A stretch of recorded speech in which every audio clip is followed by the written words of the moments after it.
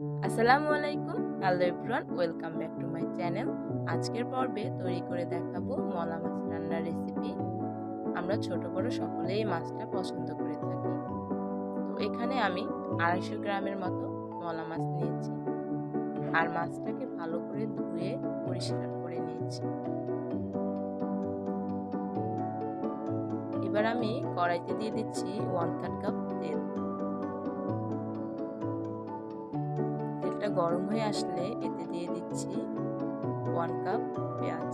পেঁয়াজটাকে আমি কিউব করে কেটে নিয়েছি। আপনারা চাইলে অন্যভাবেও কেটে নিতে পারেন, তবে আমি এখানে রসুন ব্যবহার করতেছি না। আপনারা যদি কেউ পছন্দ করে থাকেন সেক্ষেত্রে ব্যবহার করতে পারেন। আর দিয়ে দিচ্ছি কাঁচামরিচ 1/3 কাপ ফালি করে নিয়েছি।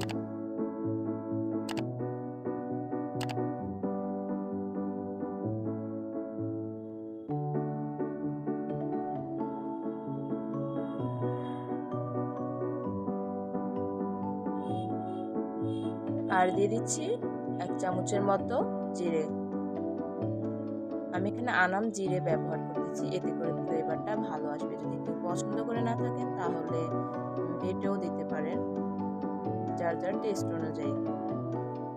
তো পেঁয়াজটা যখন একটু ভাজা টাইপের হয়ে আসবে, তো আমি সামান্য কিছু পানি অ্যাড করে দেব।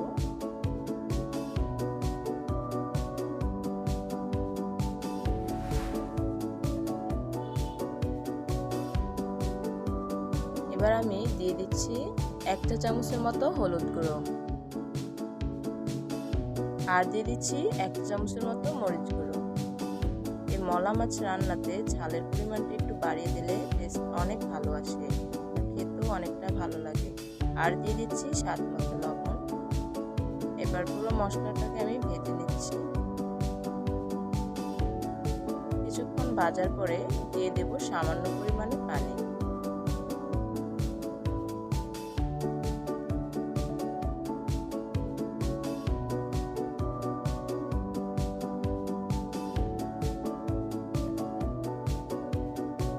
এবার আমি দিয়ে দিচ্ছি সামান্য পরিমাণে পানি।